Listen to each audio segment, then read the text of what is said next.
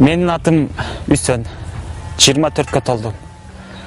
Мектепти бүткөндөн кийин агрардык университетке тапшыргам. Аны бүтөөрү менен үйгө, өз айылыма келгем. Андан дагы бул жерде туулуп өскөн ата-энем да бул жерде. Менден башка алардын жүлүк таягы жок. 3 айдан бери бука байлай баштадым. Сатсаң жакшы акча болчудай.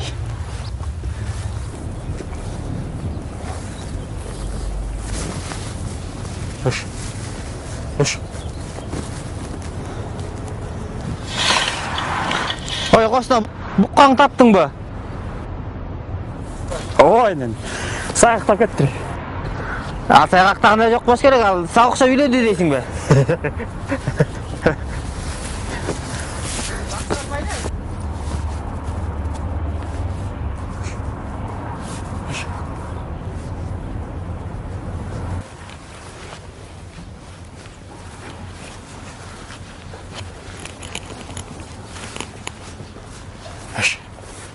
Былтыр үйлөнгөн. Келинчегимдин аты Чолпон. Чынын айтсам, мага жакшы аялды буйруптур. Татынакай, тың, оокатты кыйын кылат. Менин ата-энемдин сөздөрүн эки кылбайт.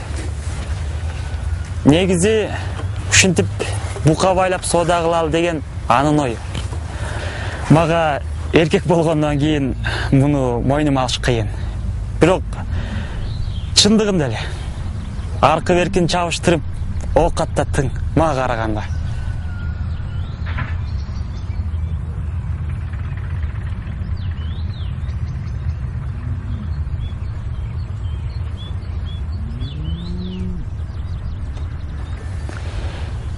Анан жакында эле уулду болдум. Атам Актай деп ат койду.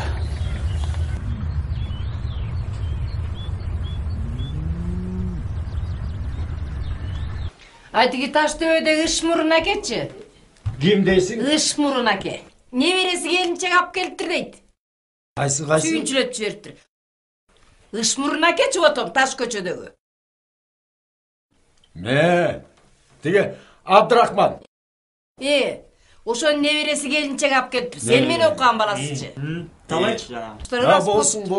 Болсун. Жөн эле кудалашып алып турбу же? Жок, ала качып кетти. Ала качыптырбы?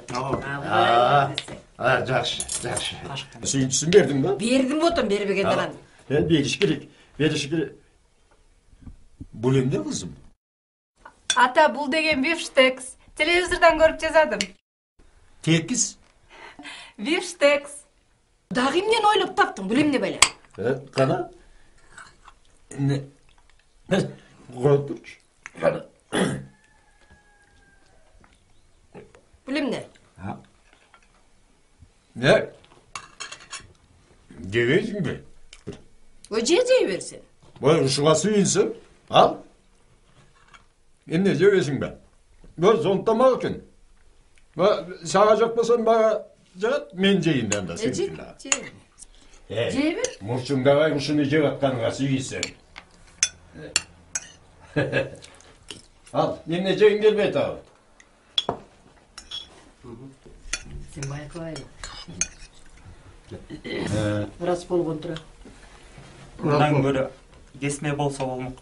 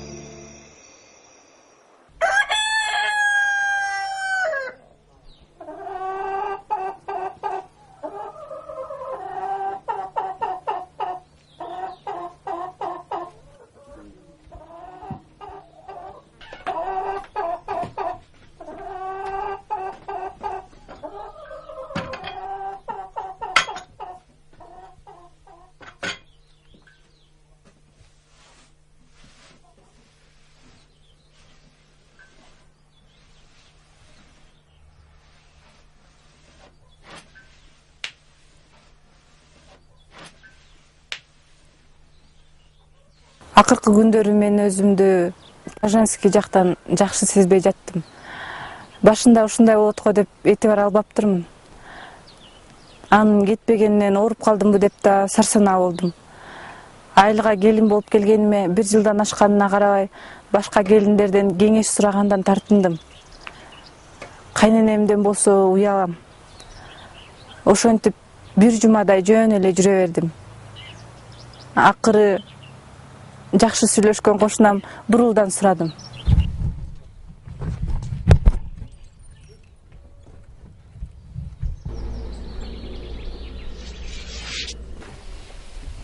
Жашсыңар. Жакшы кандайсың? Кандайсыз эже? Жакшы. Багаңыз кандай? Жакшы. Сен кайненең эмне тамак жасап бергенсиң? Өлдүм баарысынан моктан. Бифштекс. Телевизордан көрүп жазадым. Ал эмне болгон шумду экен? Ой, жөн эле этти мясорубкадан өткөзүп эле жасап коесуз. Ана мага жазып берип койчу, э? Мейли. Мен деле кайненем ар кимге мактасын мындай кичине жакшыраак сөз угайынчы. Мейли. Сен эмне өңмөн асып калгансың? Бир нерсеге капа болуп жүрсүң. Ой, мен бир нерсе тынчымды алып жатат. Эмне ол? Пажанский жактан. Женский?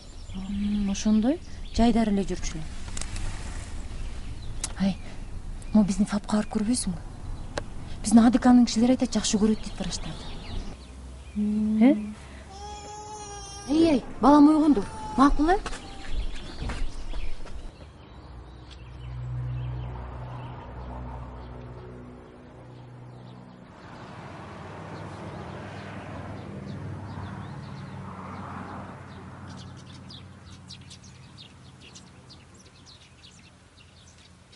Мен кечке ойлонуп жүрдүм. Медпулка барсамбы же барбасамбы деп. Билбесең дагы ар кыл шумдуктар оюңа келип жаман болот экенсиң. Бирок акырында эмнеси болсо да барайын деп чечтим.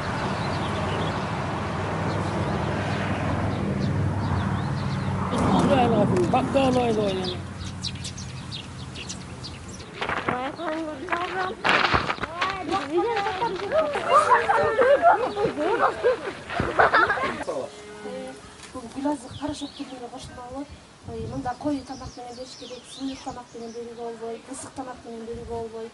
Ал айран менен берүүгө болот. Кичине эле каша жасап берсең, аны жеп түгөтүп болуш керек да бала. Аны кайра жылытып берүүгө болбойт. Жашсыңар. Айзы кезиндеби? О, өзүндө кире кой.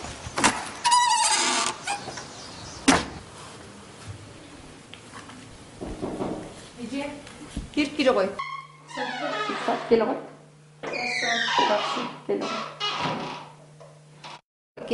Келе кой.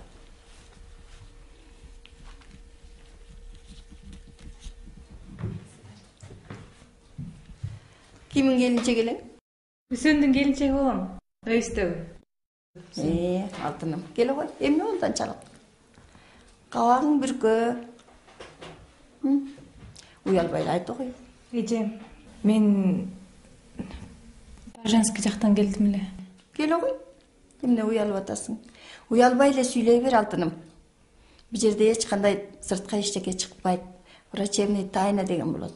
Ушул кабинеттен эч качан эч ким укпайт. Экөөбүздүн ортобуздагы сөз. Мен гана билем, өзүң гана билесиң. Уялбай, тартынбай сүйлөй кой. Бу жерде конфиденциальность деген болот. Муну биз аябай сактайбыз. Биз эмес, медиктердин баары сактайт. Эч жерде мындай сыртка чыкпайт медиктердин арасындагы сөздөр. Уялбай сүйлөй кой, сүйлөй бер. Мен акыркы күндөрү кандайдыр бир выделениялар келип атат. Анан дагы кычыштырып атат. Канча болуп кетти? 1 жумадай болуп калды, андан да ашып калдым. Анан ушуга чейин кантип чыдап жүрдүң, алтыным? Эртеле келсең болмок да. Мейлими, бирок эрте келген, дагы эле эртесиң. Азыр көрөйүн, азыр кагазыңды толтурайын, анан кийин көрөм. Эч коркпо, абагыңды ачып жакшынакай жаркырап тургунуң. Бир балаң бар да, канча жашыңда төрөгөн болуп каласың ошондо? 20 жашта. 20 жашта. Фамилияң? Мукашева. Мукашева. Атың? Чолпон. Мурун көрүнгөн эмессиң да, биринчи жолу келип атасың да. Ооба. Азыр боюң олугдай боло элек да. Балаң эмгисесиң. Ооба эмгисем. Эми алтыным орекинин баарын кайра келип жазайын. Азыр сени жакшылап туруп көрөмүн. Уялбай, жакшынакай экөөбүздүн орусу мен айтканды сен жаса, сенин тилиңди мен алайын, алтыным. Мен колумду жууп келейин, бияка даярданып отуруптур.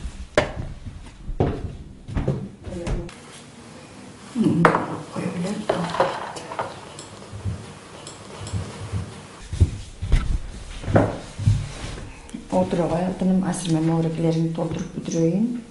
Андай деле коркунучу эчтеке жок экен. Кандидоз деп коет муну, эч кандай немеси жок. Бул эч кандай күйөөңө да жукпайт, эч кимден жугуштуу эмес, бул өзүңдөгү болгон оору. Бул көбүрөөк жана антибиотик ичсе, организм ослабить этсе, жана анемия болуп төрөдүм деп атпайсың, анан кичине организмиң алсыз болуп баратканда анан пайда болгон эле оору. Бул эч кандай коркунучтуу оору эмес. Өзүңдө болот, бул эндогенный деп коет, өзүңөн чыгат. Өзүңдөгү микроорганизмдер алы жетпей калганда, анан кийин сырттан кирген эмеге туруштук бере алат. Анемия болгондо болосуң, антибиотикти көп ичкенде болосуң, иммунитетиң азыр көп эле түшүнөт го, иммунитетиң ылдыйлап кетти деп. А бизде болсо, кыргыздар айтабыз да, алсызданып, витамин жетишпей калганда ушундай болот деп. Эчтекеден коркпо, тамакты жакшынакай ичкиниң, балаңды эмгисип, балаң жакшынакай бак. Эже, бунун эч кандай уяты жок турбайбы? Кой алтыным, бунун эч кандай уяты жок. Эч кандай уялбагын. Дагы сен жакшы келин экенсиң, эртерээк келип. Көп эле сага окшогон келиндер ошо уялып жүрө берип, ооруну өлүм ашкера кылат деп айтат да. Жүрө берет, анан күчөтүп ийгенден кийин тиге барам, буга барам, орто жерде кандай кыйналып аткан келиндер. Сен азамат болдуң алтыным. Андан кийин кичинекей эле бир нерсе болсо, келип тургун, анан бооруки дары арзан. Аптекада бардык жерде бар. Мына биздин аптекадан деле алып кетсең болот. 3 эле күндүк. Атайын боорукунда шприци бар, бардыгы жазылган. Билбесең кайра келсең көргөзүп берем. 3 эле күн колдоносуң дагы, бат эле жакшы болосуң. Бирок таза жүргүнүң. Өзүңдү жакшы карма. Ошо алтыным жакшы эле келин экенсиң. Баштаганда эле келип турсаң эле болду, ушинтип эле. Мейли келип турам. Өз ден соолугуң үчүн келип тур алтыным. Болду. Түшүндүң да. Кандай шашты билдиң да? Ооба. Айткан боюнча түшүндүрүп мен ал. Арзан, абдан. Бардык эле аптекаларда бар. Арзаны керек бардык нерсеге. Жакшы бара кой. Жакшы бара кой алтыным.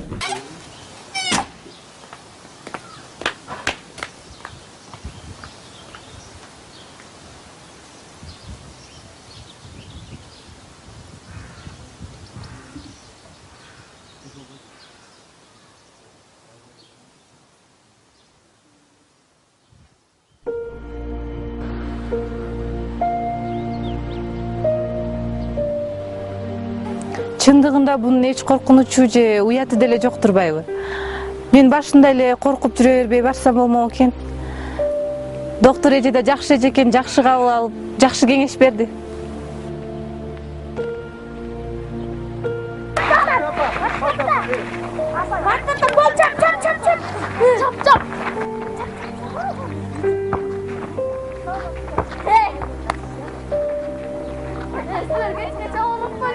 Orada oturtturmasın herhalde. Azatları önüne.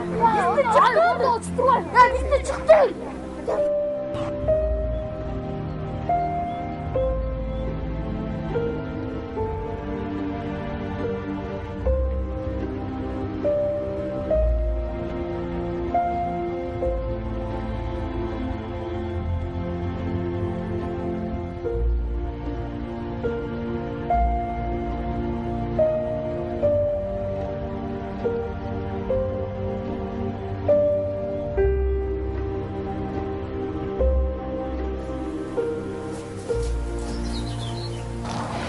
Иштер Кудайга шүгүр жакшы болуп жатат. Күндөн күнгө малдын санын көбөйтүп атабыз. Анан базарга дагы бат-бат барып турам. Базар сайын. Келинчегим эсептеп көрдү. Ушундай калып менен кетсек, Кудай буйруса бир жакшы машинеге акча жетчүдөй. Жаке! Gel be. Yol kaçtı. Garbaç.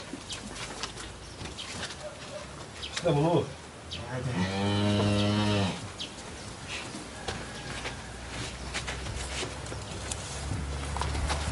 Машинеге алып бара берчи.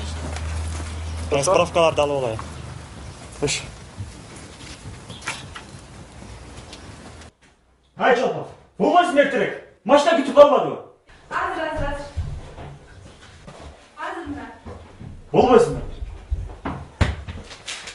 Ушулардын баарын сабыр. Амалдарды справка алып эле. Iya. Каталап келсиңме киши?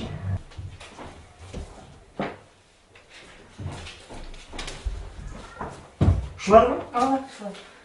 Мейли, давай. Тезирээк кел. Ооба.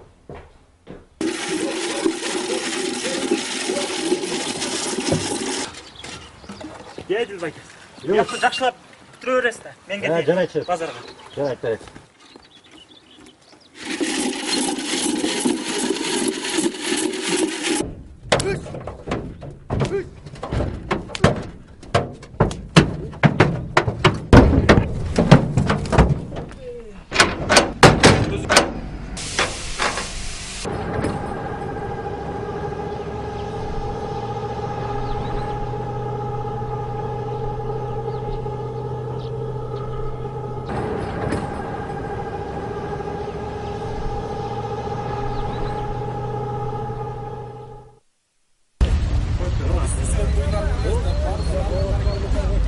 Байке, 30 доллар.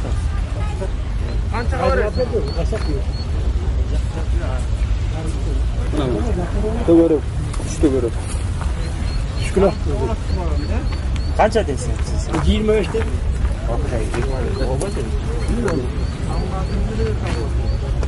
Кошурсуң, реально. 5 кошайын, бортқа матайын.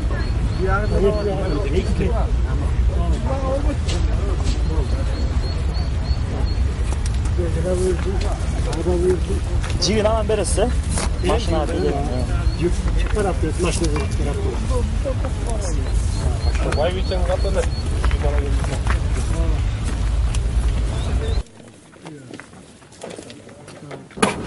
Помидор, пияз, Міне помидор, картошка да ойлатасың. беречек тизмелерди тактап алыш керек болот.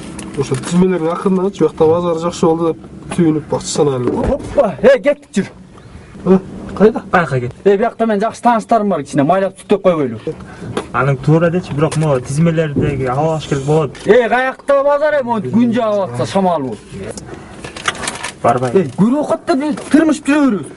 Катын ишин катын кылат дейт. Сен катынсыңбы же эркексиңби? О, Жүрүчү.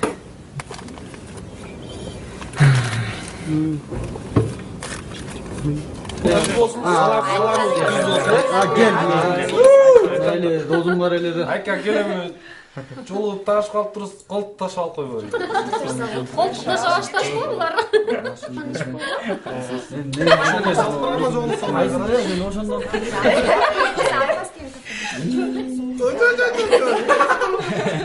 Өтү бөлүнгөн жерде. Ne bilinmek de o. Аябай жош. Айжан таптагы Мен алгыла. Кел алам. Мен тостумду капырбай алгыла. Кел сөк албайсың. Таке, бул сөкөңөр албайт го. Бир алганын көргөн жок. Момурап отурат го, алганын көргөн жок. Сөккен алганда да башкача алат да. Жанатан бери Айт кой Таке. Көрсөтүп койчу. Таке айт койчу кандай алып. Кластердан görбөс койчу. Таңдал боктон ассын. Алып койчу. Баягыдай.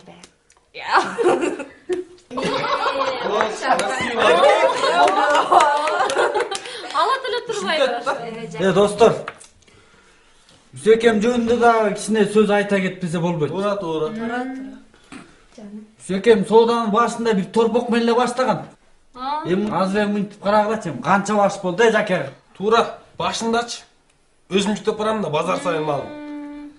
Бир торпок сатчы. Азыр полный машина жүктөп. Аябай жакшы болуп турбайбы анда. Жара колдомуптап жардамыбыз түбөйт. Сөкем жакшы. Эми аял жакшы, эр жакшы дегендей. О! Şu ayallar için bir toz götürüp koyalım. Аялдар болбосо биз кайдан болот эле келгилечи. Apak ayal koyalım ya. Алга. Бул гитара кимдики? Бул гитара Үсекемдики. Үсекем бүгүн сатып алды. Андай болсо бизге бир куплет ырдап бербейсиңби? Сөке ырдап койсун. Жанер кеткен ырлардан бир куплет ырдап берип коеюн кел. Özüngdü görgösem. Кел, өнөр. Турчу анда мен жаныбар бугайын. Тур.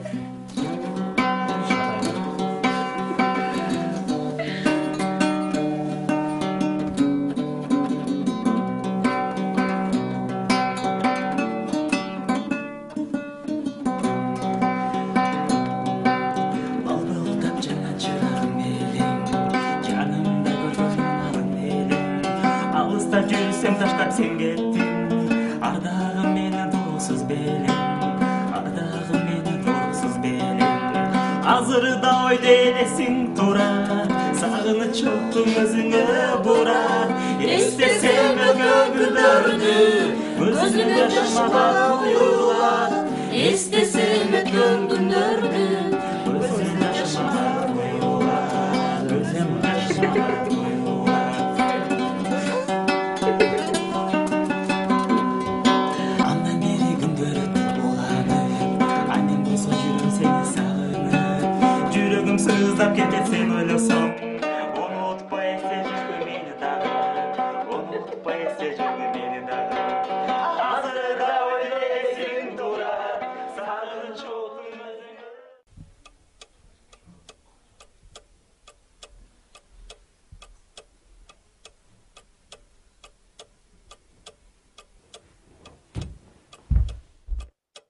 Үсен, турбайсыңбы?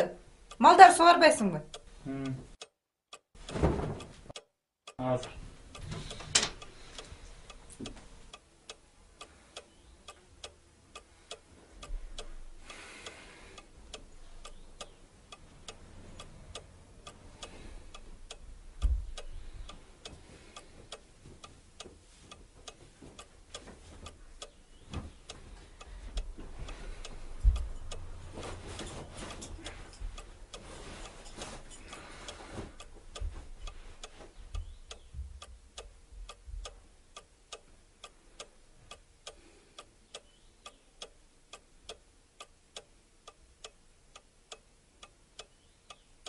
Ay, болбойсуң бе?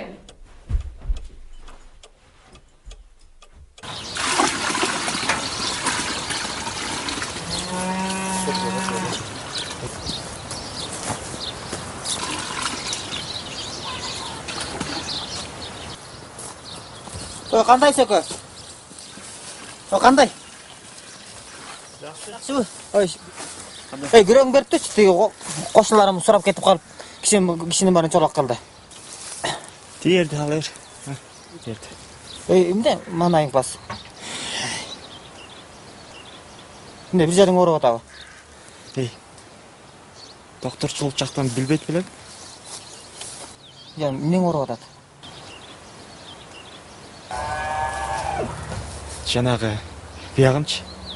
Зара кылганда агып тажап жүрдү.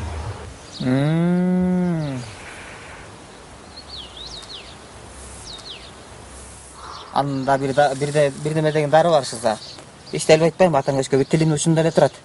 Кыскасы, ошону алып ичсең, ошо жакшы жардам берет деп угуп жүрөм да. Каяка алып жүрөсүң? Досум, мун менен тамашалашкан болбойт, эртерээк барып көрүн.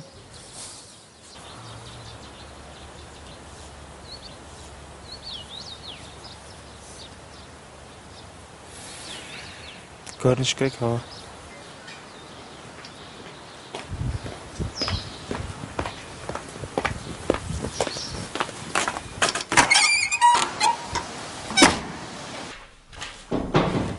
Дада, келе қой. Жақсы, келе қой. Солық жақсы болсын, келе қой. Келе қой, отыра қой. Жоңай атат. Жақсы. Ооба, жакында эле чыгардым. Күлазықты беріп атасың ба? Ооба, берип атам мен. Эмне болуп калды? Көптөн бери көрүнбөйсүң. Кабагың кайра эле бүркөлүп, келгенде жаркылдап келип жүр дебедим. Дагы бирдеке болуп кетти. Ооба, эже. Мен Баженский жактан келдим. Азыр мен карточкаңды алдырайын. Гүлбарчын карточкасын таап келип берчи. Мукашева. Эмне болду? Эмне болду? Капаланбай, жаркылдап туруп айтып бир экөөбүздүн ортобузда мурун эле сүйлөшпөдүк беле, эч кандай эч нерсе эч жака чыкпайт. Врачебный тайна деген болот. Бир жерден өзүң деле укпадың, 1,5 жылдан бери эле көнүп деле калдың да. Эч кандай эчтеке бир жерден угулбайт. Экөөбүздүн ортобузда болот. Тартынбай болгондой сүйлөй кой.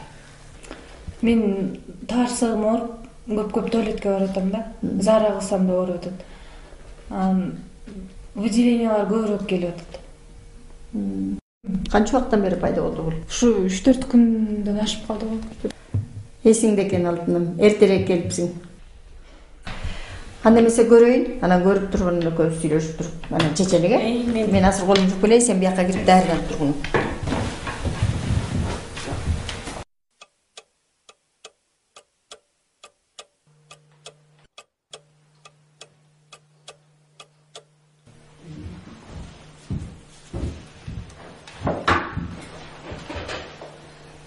Эми чолпон тиги мен мындай объективно карап көргөндө ириң выделениең аябай эле мага жаккан жери жок. Анан кийин азыр мазогун алып койдум. Анан бул карап турсам жыныс жолу менен жуккан ооруга окшоп атат. Коркпо, үркпө, эме кылбай туруп учурбайлык бирдекени. Бирок биз ойлоно беребиз да врачтар, любой нерсени окшоштурабыз, любой нерсени ойлойбуз. Анан азыр эрте. Анализин алып койдум, мазогун чыксын. Бирок күйөөңдү акырын алдап соолап туруп, эмне болгонун сура. Эже кандайчы ошондо күйөөмөн жуккан болобу? Эми мүмкүн. Бирок сен аны тиги жугусуу деп коркуп үркпөгүнүң азырынча. Күйөөң менен жакшылап сүйлөш. Эмне болдуң? Айтат да, анча болгон эми. Же анын жүргөн балким тең туштар жанагындай орусча айтканда рискованный адамдар менен жүрүп калса, эмнени күтүүгө болот? 100 грамм жуткандан кийин кандай абалда болду? Каяка барды? Аны тиги неме кылбай чычалабай туруп жакшынакай күйөөңдү алдап соолап жакшынакай түшүнгүнүң дагы. Анан кийин муну анализге беребиз. Күйөөңдү анализин берсин, сеникиден экөө чыккандан кийин экөөң тең дарыланышың керек күчүгүм. Бул оюнчук эмес. Бул оору менен ооруп калсаң, кокустан ооруп калсаң, эми оордук дебей туралычы, эрте азырынча. Тигини да айтканга, муну да айтканга. Бирок сен өзүң ушуну оюңан чыгарбай, күйөөңдү көндүргөнгө аракет кыл дагы, анан экөөң тең дарыланышың керек. Мунун последствиясы эң жаман болот. Сен коркпо. Абдан тимеле неме болуп жүрбөй атасың да. Эми эже эмне кылыш керек? Эми сен адегенде күйөөңдү сөзгө тартышың керек. Бияка алып келгениң күйөөңдү. Эже ал өлсө да келбейт. Мен аны билем го. Келбесе анда мен райцентрге направление берем. Мага келбесин билип турам өзүм деле. Анализ берсин, көрүнсүн. Мен сага направление берейин. Күйөөң алып барып бер. Аны дарыланбасаң мунун последствиясы жаман болот акыры. Төрөбөй каласың ушул бойдон бир бала бойдон. Мындан оорудан айыкпасаң. Пневматичный болосуң. Эң шумдуктай оорулардын баары ушундан калып калат. Анан бирөөң эле дарыланганын эч пайдасы жок. Экөөң тең дарыланышың керек. Экөөң бирдей. Анткени бирөөң дарыланган менен бирөөңөн кайра жугуп атпайбы? Ошон үчүн экөөң тең дарыланышың керек. Анда алып келдиңде направление берип туруп, анан анализди бүт өткөндөн кийин леченияны баштайлык. Анан сен эч кандай эчтекеден коркпо. Мындан айыгат бул. Туура жүрүп, туура дарылансаң эле айыга турган нерсе. Мун үчүн кабатыр болбо. Мен аябагандай ызаландым. Эң жакын адам тебилеп тепсеп кеткендей сездим. Дагы жакшы, врачтар адамдардын сырын бек сактайт экен. Болбосо бүт айылга уят болмокпуз да.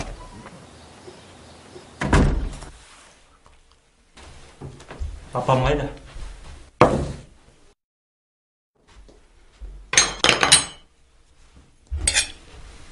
Сага эмне жин жейди? Тигиңди ушинтип тамак жасап береби? Эмне деп эле жатасың? Бети жок. Уятың барбы дейм? Кантип ошондойго бардың? Сен үй бүлөң жөнүндө, мен жөнүндө, балдарың жөнүндө кичине ойлондуңбу деги? Эмне деп эле атасың? Өзүң карманчы? Мен карманышым керек экен да, муну карасаң. Сага ушу точно жин дейиптир. Бети жок. Ал ким? Качантан бери барып жүрөсүң ага? Эгер сага үй бүлөнүн кереги жок болсо, бар ошону менен жаша.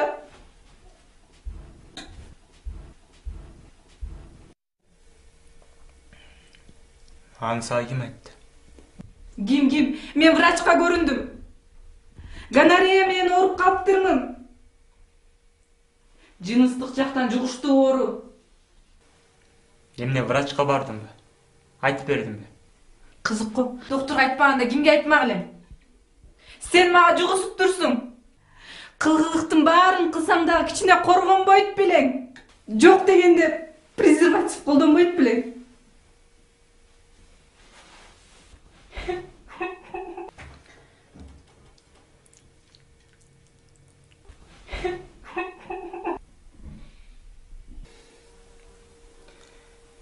Болду эми.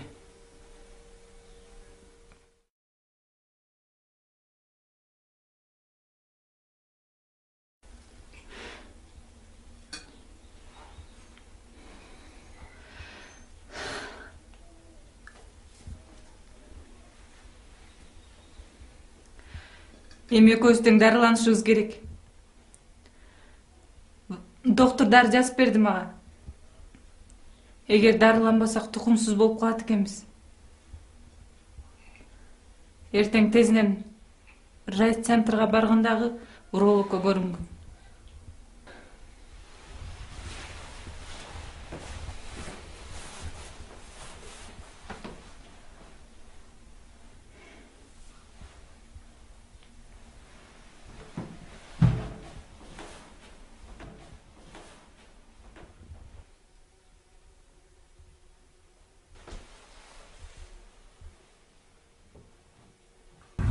Кандай гана амал таппайын, күнөөнүн баары менде экенин түшүндүм.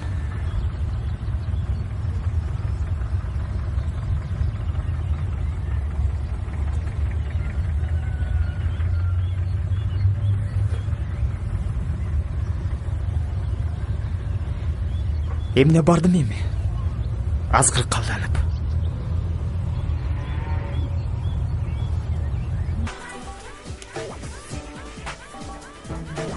Ойбай, эскирлер жок. Бүт эле тарсылдак болуп калды. Ушуну кантип көрүшөт билбейм мен. Айла жок көрөсүң. Ушундан көрө башкасын эле көрбөйлү ай. Мунун несин кантип көрөт? Тарсылдатып.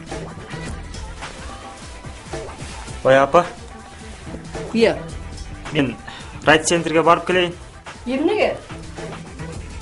Барып жем алып келиш керек. Юбутум жем бар да. Ой, ал жетмек беле. Emine deyt. Ой, жем алып келейин дейт, жем бар десем деле болбой. Yaparsın. Varsın, var git.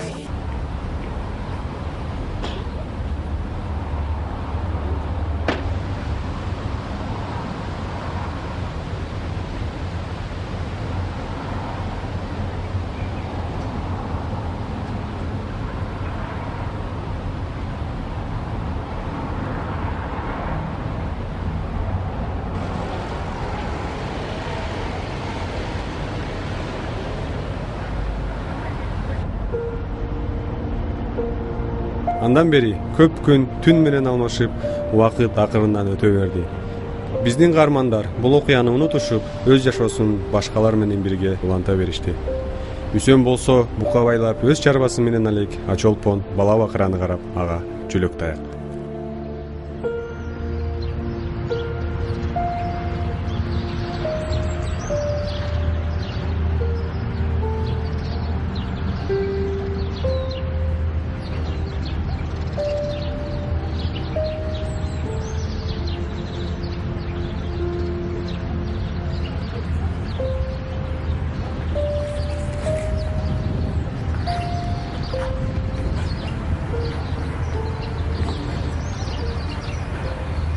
Алло, Бауыр, қандай? Жақсы. Мен деген 3,5 тонна уйдун этин бет жібердім. Серік айтып қой ошо жолдон тосып алсын. Билет алдым, о. Жақсы. Үйгө. Азыр мен докторға барып, справка алып барам. Көп тұру? Давай.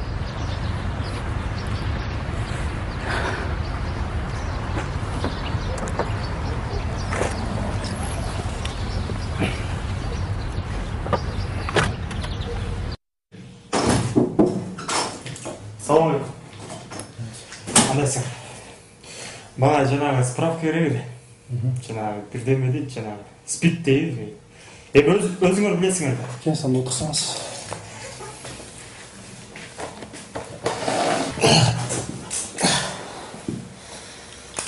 Эгерде сиз ушундай справка алам десеңиз, анда бир аз убактыңызды азыр бөлүңүз.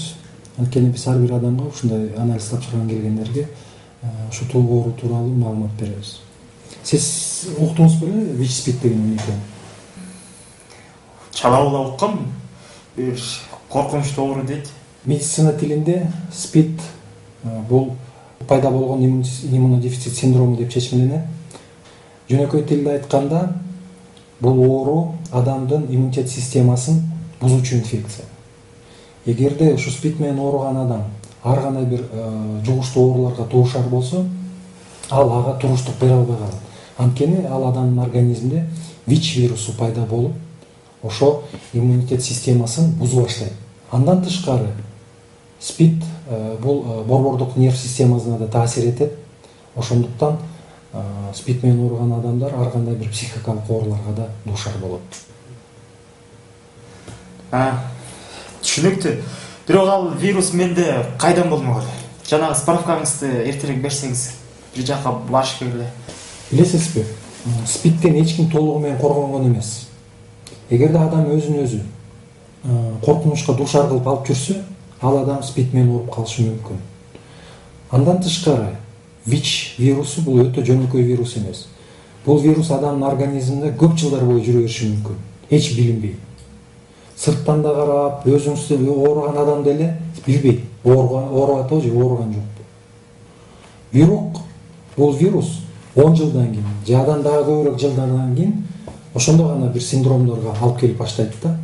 Бирок ушул убакыттын ичинде адам, спид менен ооруган адам, башка кишилерге да ушул ооруну жуктурууга ыктымал да.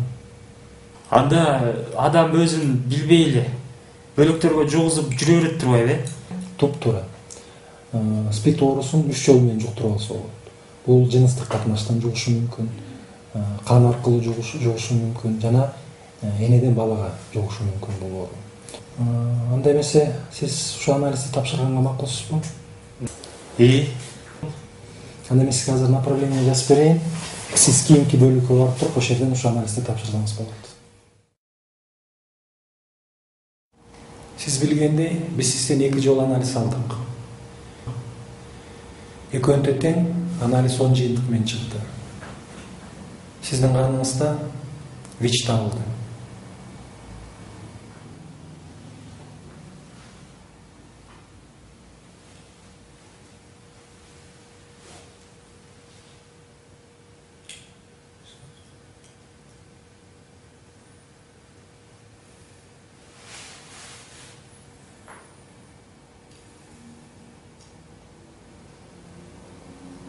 Албетте, ВИЧтен толугу менен айыкса болбойт.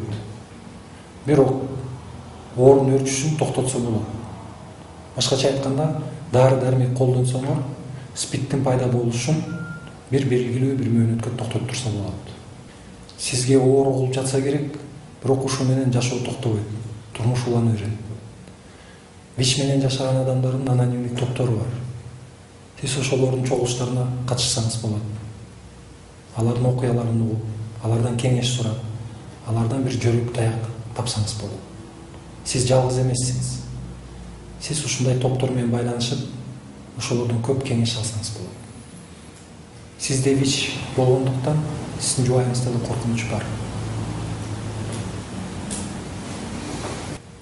Мен сизге кеңеш берет элем. Жубайыңыз менен сүйлөшүңүз. Ал да анализ тапшырса жакшы болот.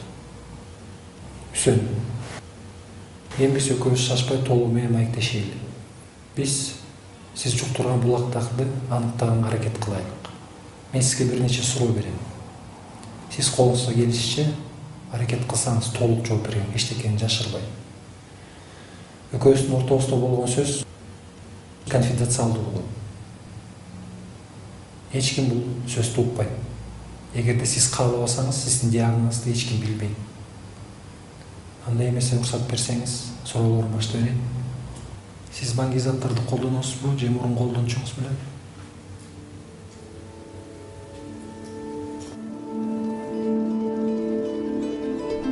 Мен азыр доктор эмне деп сурап жатканы да эсимде жок. Мен бирби же 2 саат отурдумбу билбейм. Өзүмдү тумандагыдай эле сездим. Бирок мен бир нерсени толугу менен түшүндүм. Мен башка бирөөлөр менен катнашка барып жатып, жуктуруп алыптырмын. Кудай мен ошол үчүн жазалады окшойт. Азыр үйгө барып, чолпону менен сүйлөшүшүм керек. Ага кантип айтам? О Кудай, ага жуктуруп салбасам экен.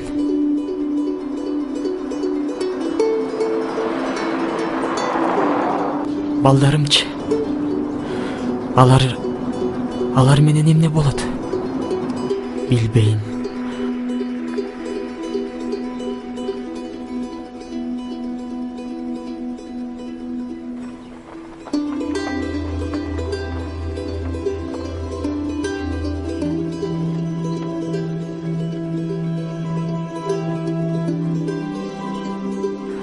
Мага бүт баары эле түштөй сезилип жатат.